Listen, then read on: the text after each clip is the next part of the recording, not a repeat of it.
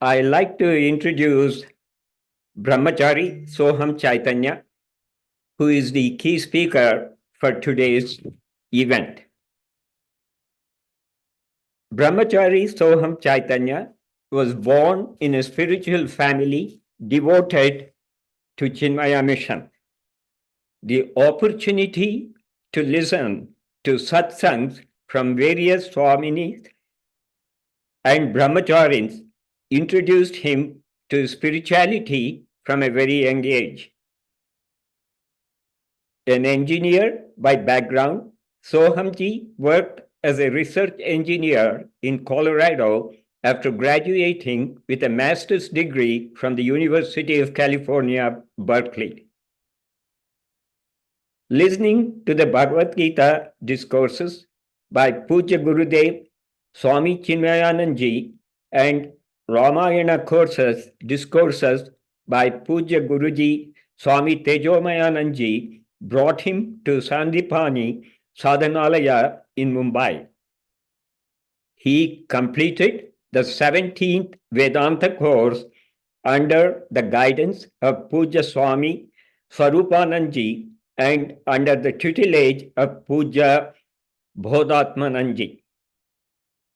Prior to joining Sandipani in 2017, Sohamji served at the Chinmaya Mission Centers in San Jose, California and Los Angeles, California for 5 years, facilitating youth and adult study group. Sohamji loves playing the harmonium, singing bhajans, and dwelling on the scriptures which talk about the nature of happiness. Pranam Swamiji, please. He is going to talk for about 50 minutes, and there will be question and answer after that for 10 minutes. Hari Om Swamiji, pranams to you. Hari Om Mohanji, thank you for that warm introduction. Hari Om everyone. Happy to be here, and I seek the grace and blessings of Bhagavan Maharshi ji on his Aradhana Divas for us to have a fruitful satsang and reflect on his glories. We'll start with an invocation. Om.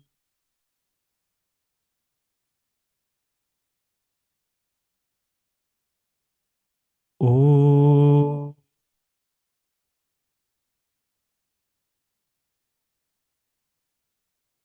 Om.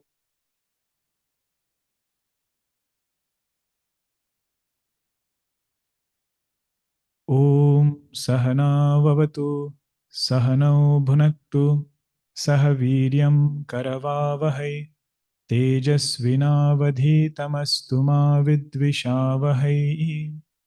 Om Shanti Shanti Shanti.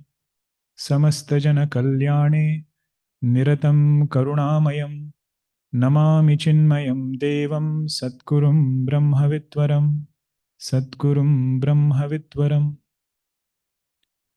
Antaryascha Bahirvidhutatimiram Jyotirmayam Shashvatam Sthanam Prapya Virajate Vinamatam Ajnanamunmulayan Pashyan Vishwamapidamullasatiyo Vishwasya Pare Paraha Tasmai Shri Ramanaya Loka Gurave Shokasya Hantre Namaha. Our scriptures mention that all saints and sages, they are Nitya Avatara of the Lord. Avatara means incarnation. Saints and sages who manifest upon this world are God's incarnation upon this world to bless all devotees so that we can do our sadhana and find our way towards the truth. Truth by itself is without attributes. The same truth out of compassion, when it takes attributes, That is called as avatar. And all saints and sages are the Nitya Avatara, eternal avatar of Bhagavan, who make sure that those who are seekers of the truth, they find the right guidance and they are led to that eternal source of bliss. When human beings are born, the prompter of their birth is karma. What pushes them into being born is karma.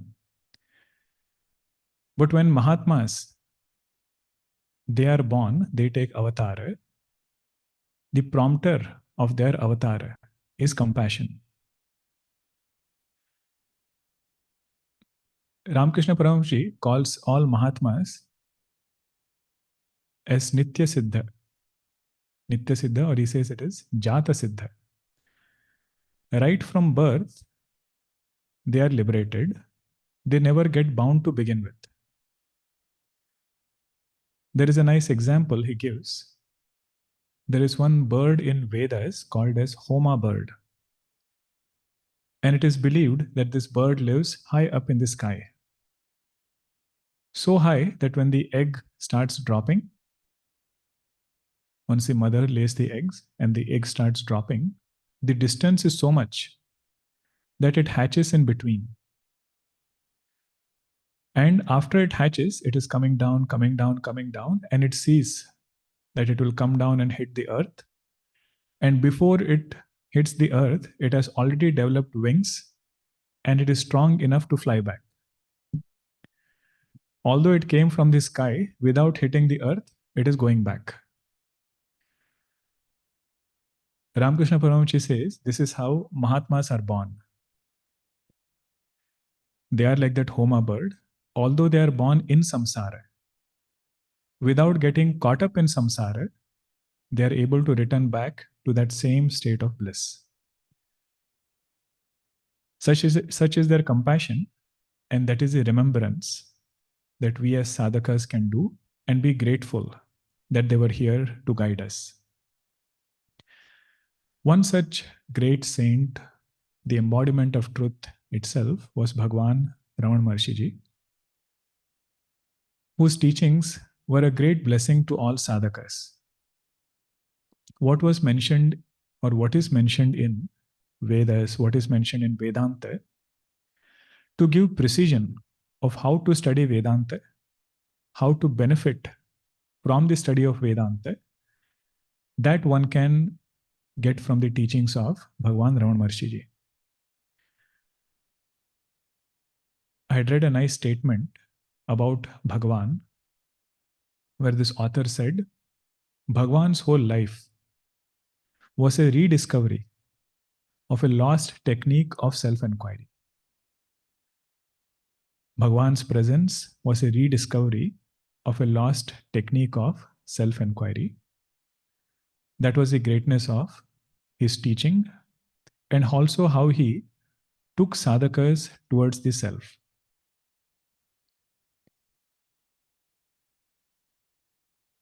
All Vedas, they elaborate about that one truth alone.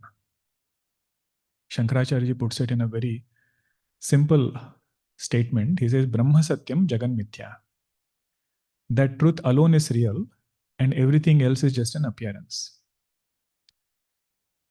And Jiva is nothing other than that reality. What I call as I, what I call as Aham, in essential nature, that is infinite consciousness. Because of ignorance, I come to understand myself as this ego. That is the first result of ignorance, identification with ahankara or ego. Second, identification happens with body.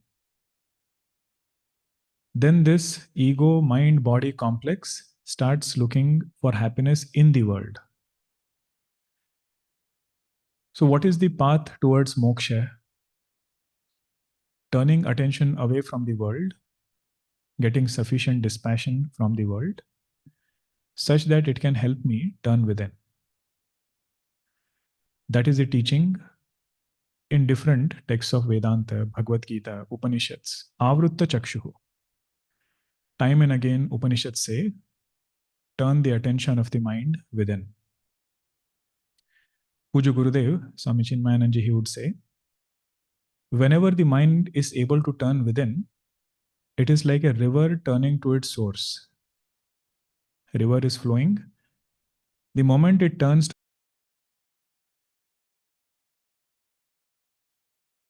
that place is called as a pilgrimage. This is true in many parts of the Ganges River. Whichever place is worshipped as a holy place. In most places, it is a place where the river turns towards Gaumukh. Like that, when our mind gets this resolve that I have to seek the truth and I will not find it in the world, I have to find it within. That is a direction, that is a teaching of all Vedas and Bhagavad Gita. The beauty or the uniqueness about this truth is such, although it is that truth because of which this whole universe exists, it is that consciousness alone because of which every thought is known, world is known. But yet, if we don't have a compassionate teacher to point us out to that truth, it is very easy to miss. Many times it happens, whatever is always there, we fail to notice. For example, if somebody asks us, what is there over here? Now we will start counting objects. We will say there is a mic, there is a harmonium, there is an asan, floor is there, desks are there, chair is there. But all these things are appearing in space. The substratum of all these objects is space. But unless I shift my attention to space, it is very easy to miss it. If my attention is on name and form, the substratum of that name and form, unless I pay special attention, I might end up missing that substratum. Substratum of the names and forms over here, the support of names and forms is space.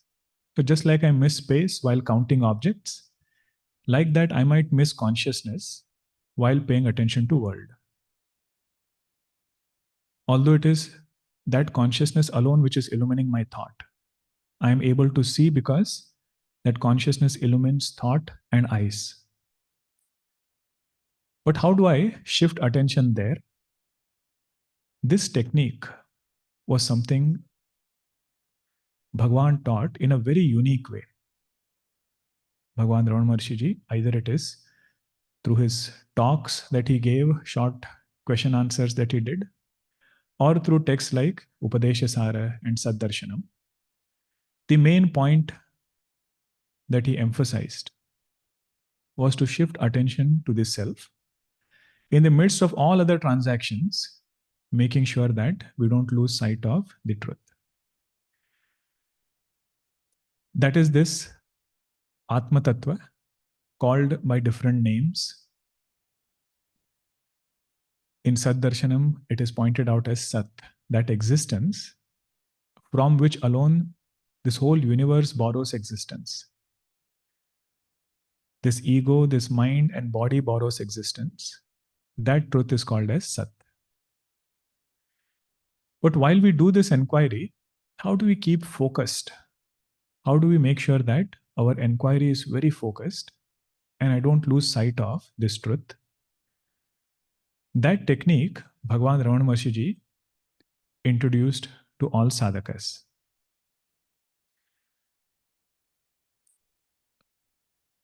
Although this truth is ever present, it is understood through Vedanta Shravanam. And intellectually, we come to appreciate that this is how the truth is. But there is one small entity which will stop us from abiding in this truth. Although that entity is a very small part of creation. If you have studied texts like Tattva Bodha or any text which elaborates creation, there we will see, they say from the consciousness and Maya, 5 elements have come. From those 5 elements, from Sattvic aspect, certain things have come. Rajasic aspect, certain things have come. Tamasic aspect, certain things have come.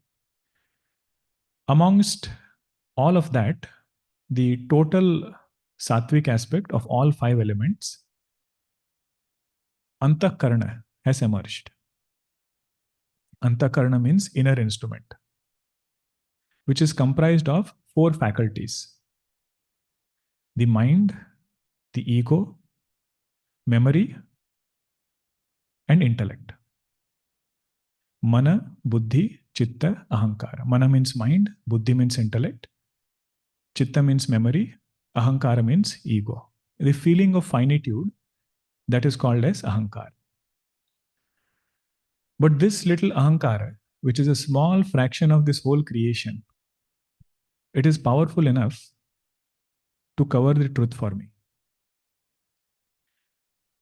The ignorance or the notion that I am this person, being identified with mind, being identified with body, that ahankara is sufficient to keep the blissful self away from me.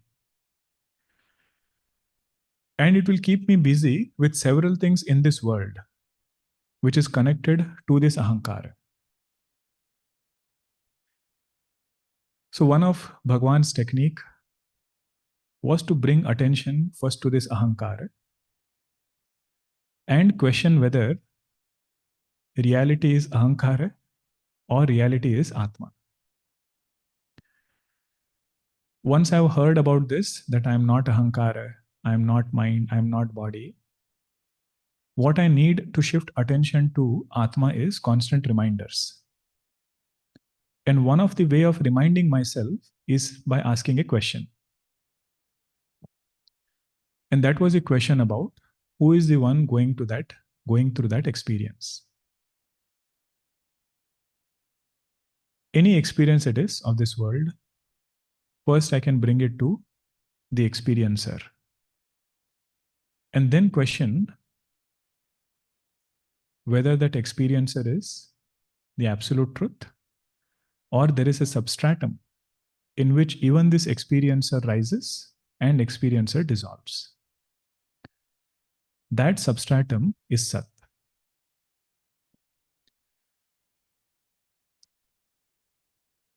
This negation of ego will become the major step towards owning up our own infinitude. There was one anecdote that I had read in the life of Lord Buddha.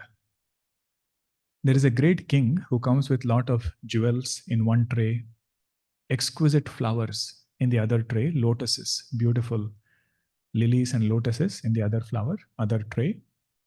And he comes and meets one renunciate monk who is sitting. And that happens to be Lord Buddha. He's sitting there, and this king comes to him. Lord Buddha looks at him and he says, "Drop it." The king comes to learn from Lord Buddha, get self-realization from Lord Buddha. And before he can say anything, Lord Buddha tells him, "Drop it." So he's confused. What should I drop? So he had 2 trays with him. He thought maybe he's telling me to drop this tray of gems and jewels. So he drops it.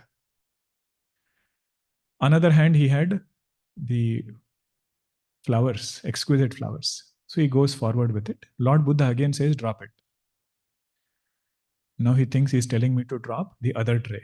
So he drops it. Then he comes himself. But third time again he says, "Drop it."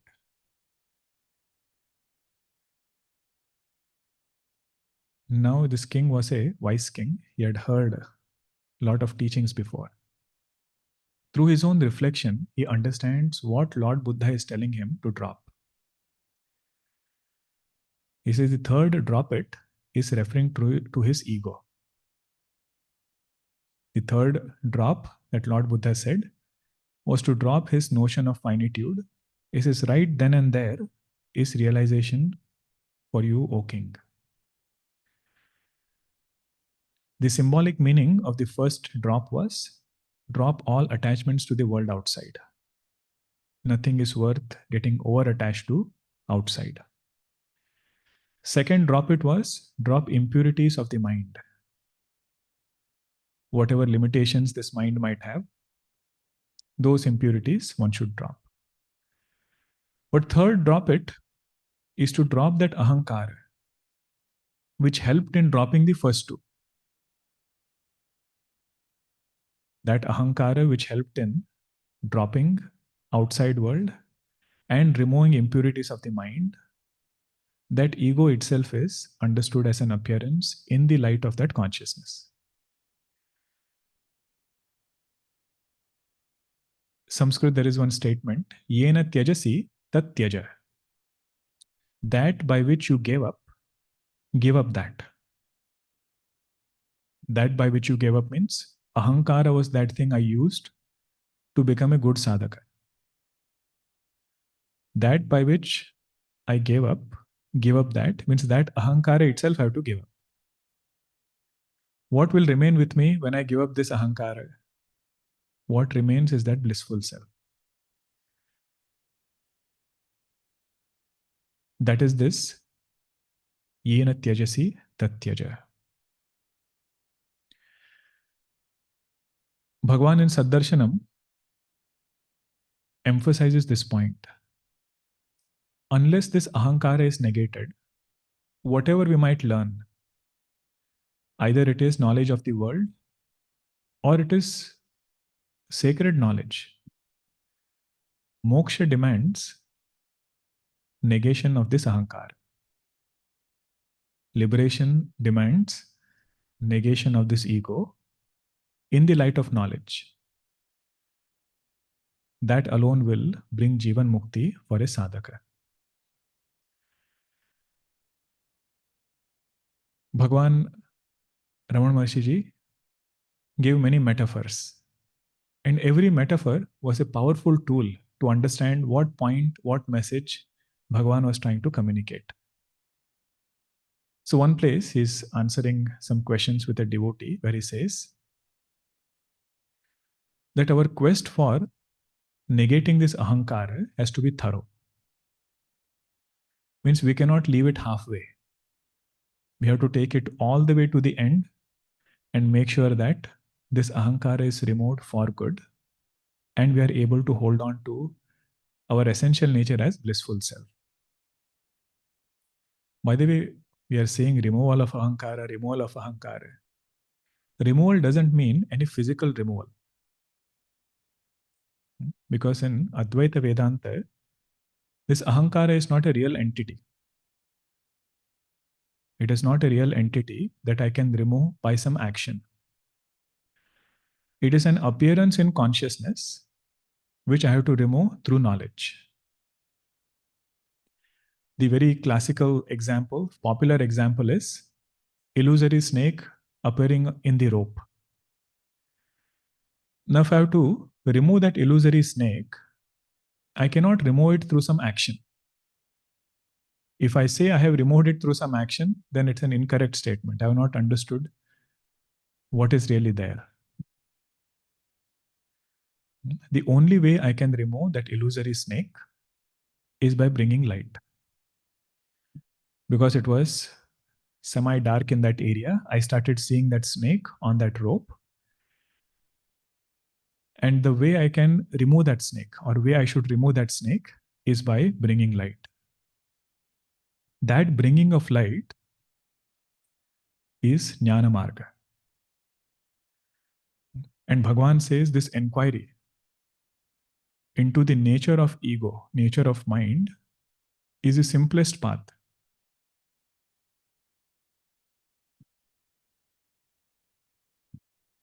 Nature, enquiry into nature of mind, nature of ego, he says that is the simplest part. That is the Raja Marga towards the truth. Because if I understand there is no entity called as ahankara, no entity called as mind, that itself is an insight. So I don't have to struggle with ahankara to remove it. I have to focus on knowing the nature of truth. In the light of that, ahankara is understood to be an appearance. Many times when we go to some temple, there is a lion outside, the stone marble carved lion lion carved in marble, that lion is there. Now, if a small child looks at it, he might feel afraid.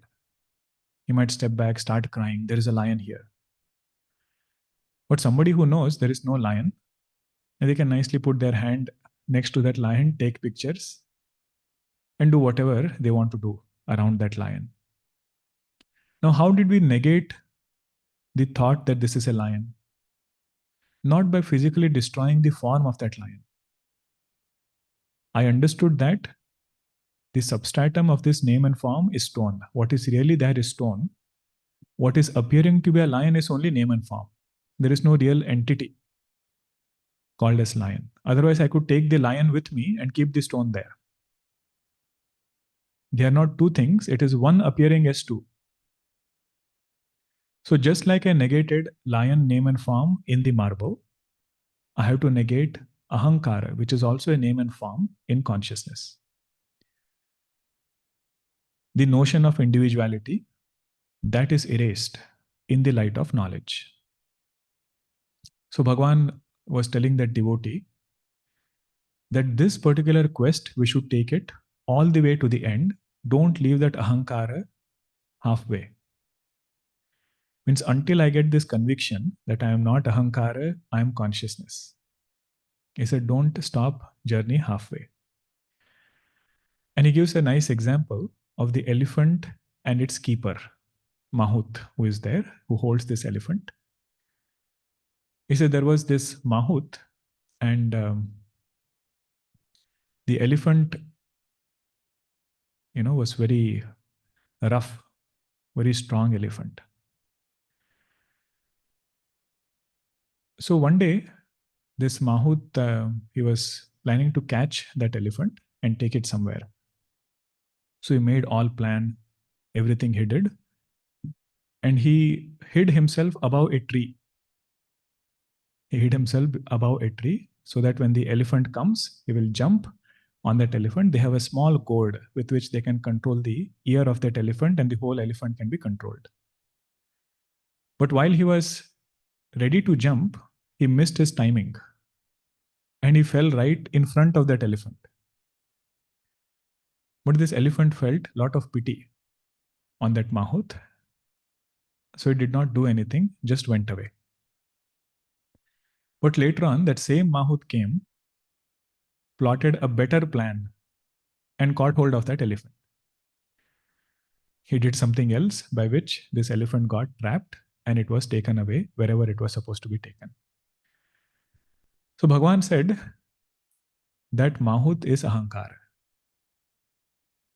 When it had that opportunity, this elephant should have taken it all the way to the end.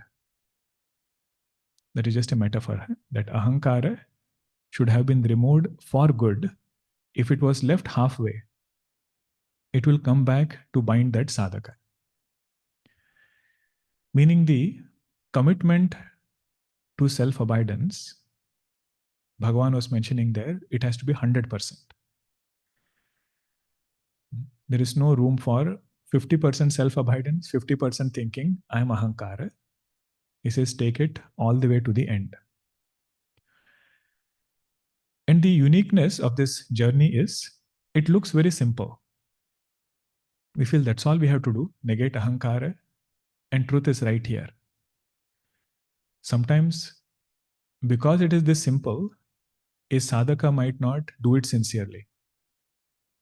He might think, no, liberation is not this simple. Maybe I should do something more. I should do something else by which I can get that bliss, by which I can get liberated. So Bhagavan gives another example of chintamani. He says one person, he started doing tapasya, started doing austerity. And after few months of austerity, one saint comes, one sadhu comes, and he gives him a chintamani. He puts a chintamani on his lap and goes away. Now, chintamani means whatever you wish, it will come true. That is the power of chintamani. Whatever you want, you can wish, and it will bring. Now, this sadhaka, the person who was doing sadhana, he felt, with little bit of tapasya, I cannot get chintamani. So this must not be the real gem. So he gives it away, puts it in the river or something, and starts doing more of tapasya. And finally, after a long time, the same sadhu comes and puts some other jewel. And now he feels, because I've done so much of austerity, now I will get chintamani. Or now this stone which is there, that is chintamani. And then he wishes things, but nothing is coming true. So Bhagavan would say, just like that person left that chintamani, he let go of that chintamani thinking that he got it too easy. In the same way, a sadhaka might let go of the self. Let go of the self meaning he's understanding about what it takes for liberation, what is needed for moksha. He might be under this impression that I need to do many things. Negation of ego alone is not sufficient. I need more things along with that. But the main message of Vedanta is that blissful self is always recognized as I. It is ever revealing itself as Aham. But because of ignorance, I'm limiting my infinite existence because of this ego. That removal itself is the path towards owning up our own blissful nature. Now, Bhagavan in several places has given different metaphors. So, having reflected upon the uniqueness of Bhagavan's teaching, which was so focused around Atmanishtha, we'll reflect on few other examples and metaphors that he has given so that we can appreciate what is the nature of this truth. One day, one sadhaka comes to Bhagavan and says, Bhagavan, I want to know this truth. Where should I start? What should be my starting point? Bhagavan says, first thing we have to do is turn attention inwards. That is a major part of our self effort. I have to be convinced that although this truth is all pervading, I will never be able to realize it outside first. First, I have to realize it inside and then understand that same truth is appearing as everything. Atma se jantor nihito guhayam, Kathopanishad Yamacharya says, this truth is realized in the cave of one's own heart. Jantoho nihitah guhayam. In the cave of one's heart, one recognizes this truth. So Bhagavan said, Drushtim jnanamayim krutva pashyed brahmamayam jagat. The goal of spiritual realization is to make our vision divine. Drushtim jnanamayim krutva means to get clarity about nature of self. Pashyed brahmamayam jagat. Not to see this world as panchamahabhutas, not to see this world as five elements, names and forms, but to see this world as Brahman. So where do I start? He said, start just like they dig a bore well. So he said, just like we dig a bore well and go deeper and deeper and hit that water. Like that, we should turn within and go deeper to seek that truth. Now the sadhaka asks, but still there is such a big land. Where should I start digging? He said, start digging there where you see trace of water. But the ground will be slightly wet. That is a place where more likely we can find water. He said, like that, this aham, this I that is pointing out, revealing itself, is something which is giving a hint to the nature of divine.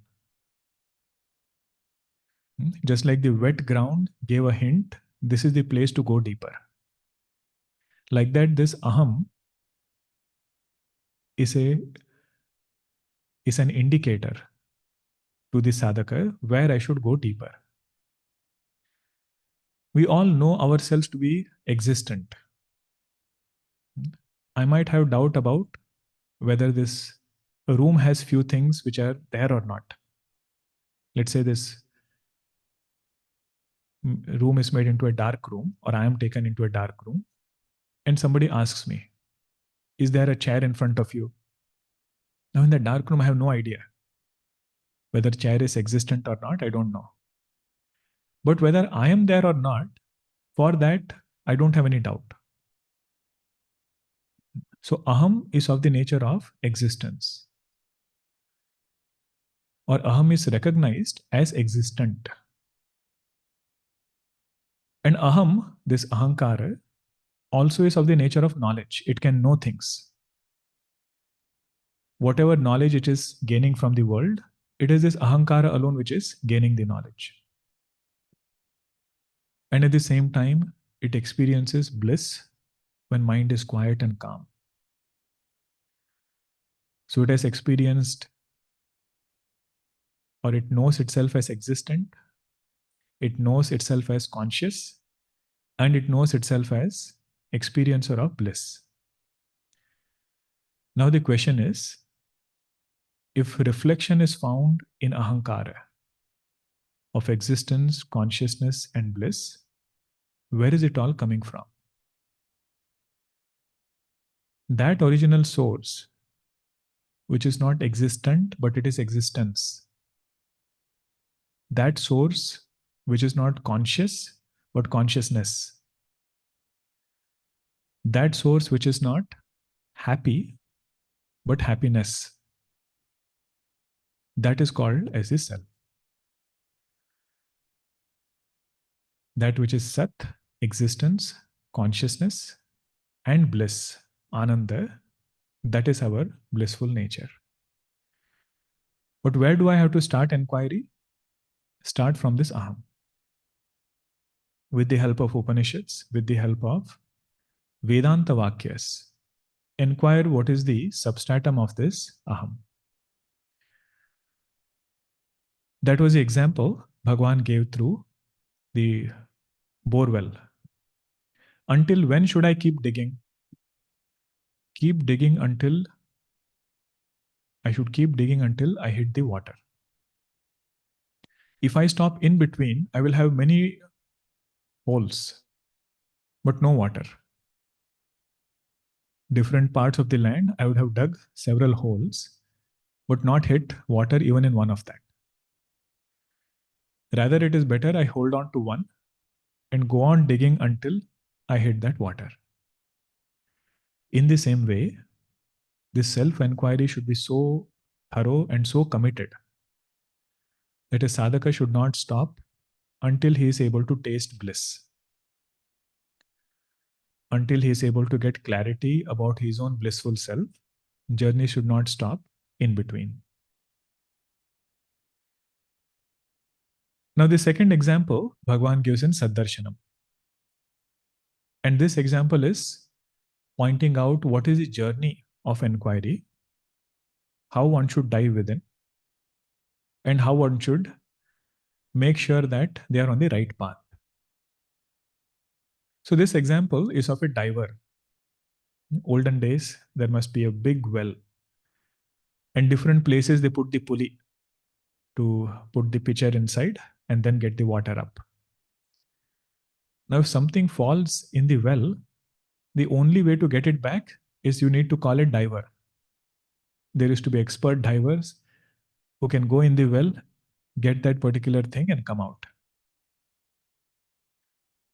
So one lady, she was drawing the water from the well, and her ring accidentally fell in the well.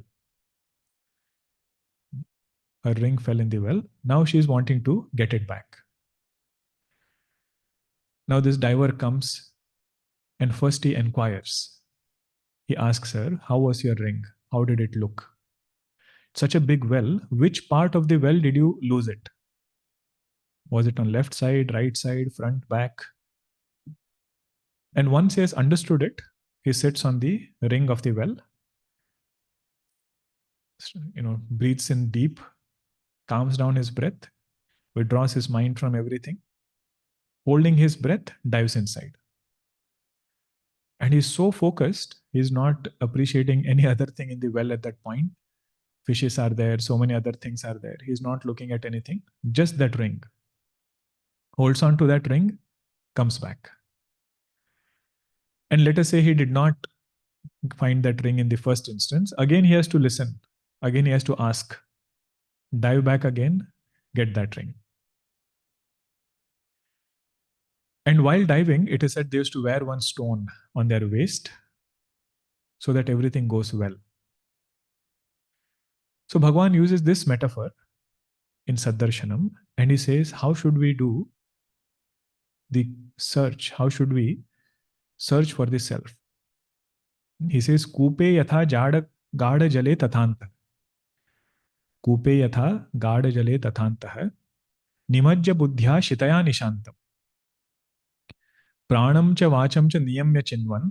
Vinde nijahang krutimula rupam. He says, just like this diver went and jumped into the well after having heard from that lady how that ring looks. Like that, a person first should gain knowledge, should understand what is the nature of the self. That will come by study of Shastra, study of scriptures. He has understood what is the nature of Atma. Otherwise, imagine this diver diving inside without knowing what he is searching. He will look all over, might come up with some other thing other than the ring. To avoid that, he has to get clarity about where is that ring, where I should find it, and how does it look. So here he is going deeper. He's at the seat of meditation, his eyes are closed, and he's trying to meditate upon the self. But what he needs there is nature of the self. So that he has heard. Then with a very subtle intellect, having controlled all the pranas, having done all other sadhanas, speech is very well regulated, transaction is very beautiful. That sadhaka goes deeper and comes out with nature of the self. Comes out means he identifies or recognizes his own nature as that blissful self. Vindet nijahang kruti moola rupam. Ahankruti means ahankara, ego. Moola rupa means substratum of this ahankara, which is Atma. That he is able to dive within. So, diver asking, how does that ring look? Is his sadhaka listening to scriptures and understanding how does Atma look? Means what are the indicators of the self? Then controlling the breath, the diver sitting on the corner of the well and controlling his breath is all sadhanas that this sadhaka is doing to regulate his mind, make it very single pointed. And tying the stone to the waist, Bhagavan says that is vairagya. Dispassion with which he is willing to dive deeper and come out. So that was one example that Bhagavan gave. Now, Saddarshanam is such a beautiful text. Every verse has different pointers towards the self. But one verse is very interesting, where Bhagavan is as though teaching us how to remain focused in our pursuit of truth and not get sidetracked with other topics. Not to get sidetracked with other topics. So Bhagavan says there are several pairs of opposites, there are several topics which we get many questions about. And one very popular topic that we get questions about is destiny and free will. What is more powerful? Is destiny more powerful, or is my current free will more powerful? Now somebody must have asked Bhagavan this question, and he has composed one verse in Saddarshanam, which gives a very unique perspective. For a sincere sadhaka, it is amrutam. What he says is, Videh prayatnasya cha kopi vadah. Tayor dvayor moolam ajanatam syat. Videh prayatnasya cha moola vastu sanjanatam naiva vidhir nayatna. Whenever we get a question about what is powerful, is free will powerful or destiny powerful? Bhagavan says we should ask ourselves this question: to whom is free will and who has destiny? Who has free will? Who has destiny?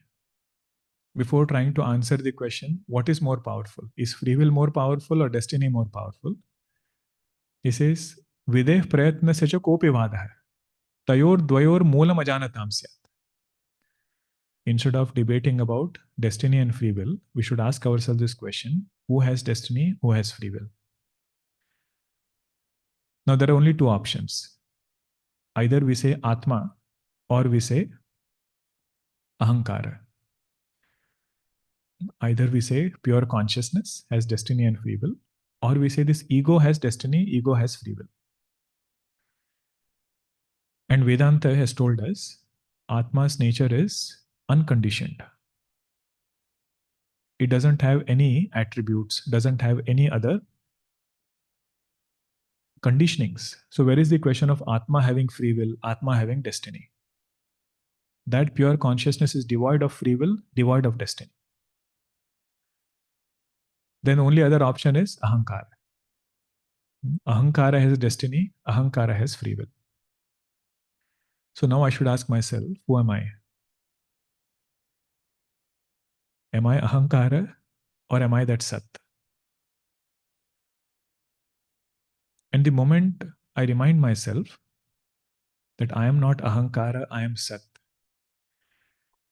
all the questions which this Ahankara had, all the questions which were there from Ahankara standpoint, those questions dissolve. Videh prayatna se cha moola vastu. If we inquire into the substratum of that which has free will and destiny, what is that entity which has free will and destiny? Ahankara. What I should inquire into? The substratum of that entity, which is Ahankara. When one inquires into it, what he realizes, Sanjanatam naiva vidhirna yatnaha. He comes to understand, neither did I have free will, nor do I have destiny. As pure consciousness, I am free from both of these. Now, this is a very powerful technique for a sadhaka who is seeking self-abidance. For a sadhaka who is seeking self-abidance, keeping all the topics from Ahankara standpoint away, that becomes a very powerful technique for him to shift attention towards the self. Of course, there are perspectives from that standpoint also. From Ahankara standpoint also, there are perspectives. Like, simple way of understanding destiny and free will is, let's say there is a river, a stream flowing at 10 miles per hour. Or 2 miles per hour, let us say.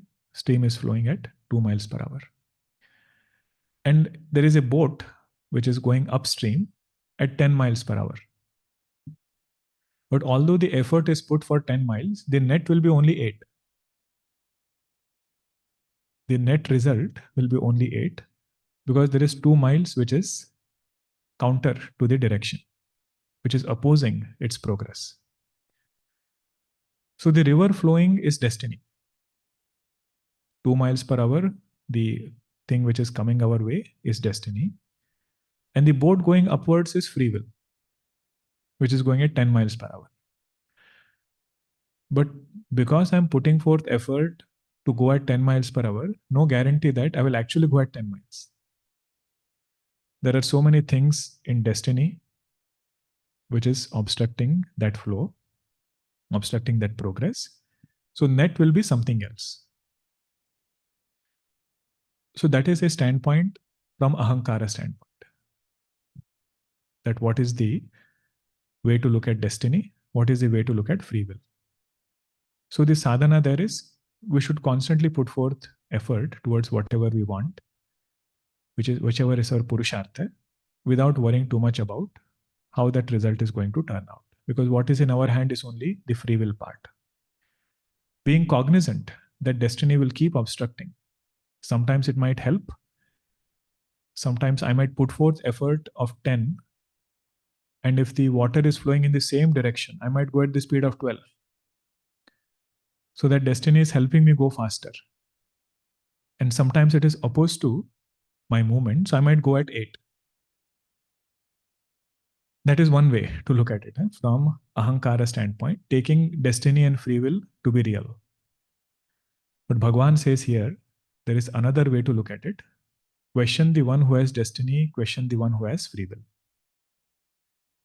And once we question the moolam, the substratum of it, we will realize I, as is pure consciousness, did not have either.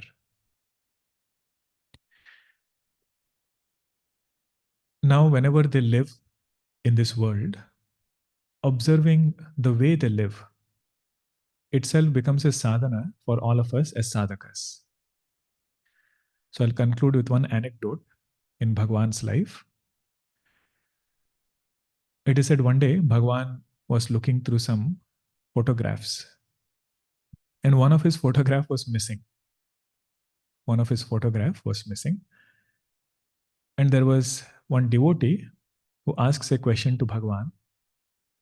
And he says, Bhagwan, this particular incident which just happened, your photograph was missing, you are looking for it. How do you look upon it? How do you define in your eyes this particular incident? Bhagwan gives a very interesting answer. He says, if you dreamt that you took me to Poland and you have woken up from that dream, how will you look upon that dream? He says, in the same way, I look upon this incident. Now, that episode is a very insightful one of how a Jivan Mukta looks upon this world, how a realized master looks upon this world when they are abiding in that blissful self. What is seen as real to a sadhaka, in Mahatma's eyes, that is seen as an appearance. In Mahatma's eyes, that same thing is seen as an appearance. And then he gives example of Bhagavan Rama looking for Sita ji. This is from Ramayana. Bhagavan Maharshi ji explaining to that devotee how a Jivan Mukta looks upon this world. This was the portion when Bhagavan Rama was lamenting for Sita ji. She was just taken away by Ramana. So Bhagavan is going from tree to tree, asking whether it has seen Sita ji. And Lord Shiva and Sati ji, they were going up in the aerial chariot. They were going back to Kailasa. Lord Shiva looks at Bhagavan Rama, even in that condition where he is lamenting and crying, he says, Jai Satchidananda. And this one, looking at this, our Sati ji wonders, how can he be Satchidananda? If he is Sat, then why he is not knowing where is Sita ji? If he is Ananda Swarupa, why is he lamenting for Sita ji? So then she has this doubt. Is he Rama or is he some ordinary person? Maybe Rama is somebody else and this is just another person. So to test whether he is Bhagwan or not, Sati ji comes as Sita ji, disguised as Sita ji, to test Bhagwan Rama.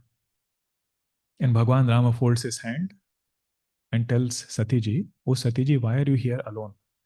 Where is Bhagwan Shiva? How come you are there in this forest alone? Then she understands whatever Bhagwan Rama is doing, it is not out of ignorance. His search, his lamenting, all of that is part of his Leela. Even while he is crying, he is not deluded. That is the greatness of a Jivan Mukta. That is how they live in this world. So we offer our pranams at the lotus feet of Bhagavan Maharshi ji to keep guiding us, to keep showing us the path towards that truth through his words, through his presence, so that our sadhana becomes fruitful. Once again, I thank Arunachala Ramanashrama for giving me this opportunity, our Mohanji and his team. It was a great joy to reflect on Bhagavan's teaching. Any opportunity that we get to do it is a great blessing. Hari Om, everyone. Om Shanti Shanti Shanti. Hari Om Shri Guru Pyo Namah. Hari Om. Pranam Swamiji. Can you take 2 questions, Swamiji? Yes. Will you read it out or should I? Yes. Yeah. The first one is, when you say that the experiencer of every experience is in fact Sat itself, am I right to understand that the ego appearance has no role to play or anything to gain by experience? Or is there some benefit that accrues to us via the varied experiences we go through via the ego, a dawning of the desire to know our own real nature? Good. So if I can rephrase that question, if somebody is a seeker of truth, what is the relevance of experiences through the ego for that person? Is there any relevance at all? Because finally, what we want to understand is this ego is nothing but the self. So, what is this? What is the point of having all these experiences? How does it connect with self realization? There are 2 ways to look at it. One way is for us to seek the self. One of the qualifications that we need is dispassion from the world outside. Although dispassion is a very technical word, Puja Gurudev used to call it as healthy introvertedness. To some extent, I need to be willing to turn within. Now, that ability to turn within will come when I intelligently analyze different experiences of my life. Only when I see different experiences and I realize the limitations of those experiences to give me lasting infinite bliss, or when I start seeing sorrow in those experiences.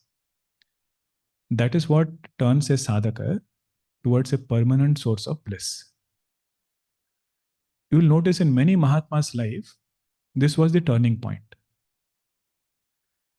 In the life of Lord Buddha, when he was Prince Siddhartha, for the first time he sets out in his city outside that secured area where he was brought up. And he sees somebody who is getting old, somebody who is sick. And when he sees sorrow there, that experience of seeing sorrow transforms the direction of quest in his life. So our Upanishad says, Pariksha lokan karmachitan brahmana. They don't say just dismiss experience to begin with. But every experience should turn me towards the self. Every experience should remind me that I have to seek something which is permanent. In that way, it is helpful in sadhana phase. Now for a Siddha Mahatma, one who is a realized master, that ego and that experience becomes a blessing for all sadhakas. They don't have anything to gain for themselves, but through them, all of us as sadhakas can benefit. So in that way, this ahankara will be a blessing for sadhakas, but at the same time in sadhana phase, it will be a tool to turn towards the self. That is how I would look at it. Good. Second one, Mohanji. Yes. Second one, while you have mentioned about the study of the Shastras to find a submerged ring, for example, can the study of the Shastras become at any point a hindrance rather than a help on the path or not? Right. It depends on how we study it. Scriptures are like a map. If I have to go from one place to another, first of all, I need to be willing to go somewhere. If I don't want to go anywhere, then map is not helpful. But if I only keep looking at the map, studying the map, but never actually put forth effort to go there, then also it is not helpful. So Gurudev, Swami Chinmayananji would say, from the pointer, shift attention to the pointed. From the pointer, I should shift attention to the pointed. So if somebody is showing me the thin moon on the first day, if there is a very thin moon which is there, after a new moon, very thin moon, they might show through the help of a branch, they might show with the help of some finger and say, look at that moon, it is right there. Now, while showing that, they're pointing to some leaf. They say, look at that leaf, you will see the moon. And if I only keep looking at leaf and not shift attention to the moon, then main point is lost. In the same way, scripture study is so that we can get clarity. We need direction. Just like in that moon example, if I don't hold the leaf, I will keep looking elsewhere. People are saying, look at the moon. I'm looking here, I'm looking there. I don't know where to see. So I need the leaf. I cannot say leaf is not needed. Pointer is needed. But after seeing the pointer, I should shift attention to the pointer. This point mentioned in Mundaka Upanishad also, there is something called as aparavidya and paravidya. Lower knowledge and higher knowledge. What is higher knowledge? That which removes finitude and shifts attention to the self. But if I'm not careful, I might end up keeping that finitude and knowing many things, even if it is Vedanta. That is where I'll have some obstacles. So study is very important. Shastra study, it will never be an obstacle. Provided I make sure that I study and shift attention to what Shastra is pointing out to. Otherwise, the direction of search will be very vague. I don't know what is the nature of self, where I should see, what are the obstacles that can come, how to do sadhana, how to purify the mind. Transactional life, how I should take care of. All of that will be mentioned. But the main obstacle can be, I might get stuck only with words. Word in Sanskrit is called as pada. Pada itself is not the object. The object is called as padartha. For example, if I say water, water is only a word. But water indicates a particular object, which if I have it, then only my thirst is quenched. Like that consciousness, Brahman, Atman, that is called as pada, that word.